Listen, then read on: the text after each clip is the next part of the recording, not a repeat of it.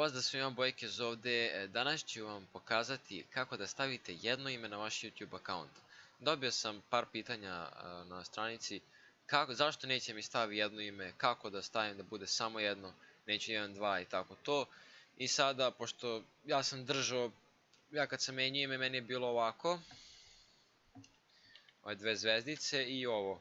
Pa to je kao da sam imao 2 imena na taj način, a ja isto nisam mogao da promenim na jedno ime, zato što sam 3 put menio, pa mora se sačekati jedno, ja mislim, mjesec dana ili 2 mjeseca, ne znam, možda 3, da bi promenio opet.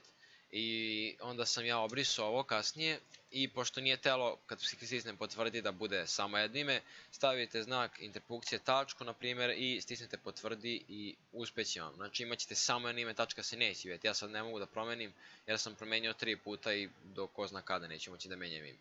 Tako da ja sam stavio tačku i ne vidi se tačka kao što vidite, tako da to je to, ima jedno ime. Kada pravite YouTube account možete odmah staviti jedno ime, ali ako ste napravili 2, onda ako hoćete jedno morate staviti tu tačku.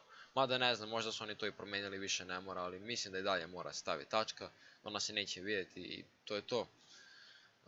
Ovo je samo neki mali tutorial čisto dok ne nađem nešto veće, tako da dajte mi neke ideje, pitajte me nešto drugo, semi intro i tako to, pa onda ću napraviti video i pomoći vam. Hvala još jednom, nadam se da sam vam pomogao u ovom klipu i vidimo se.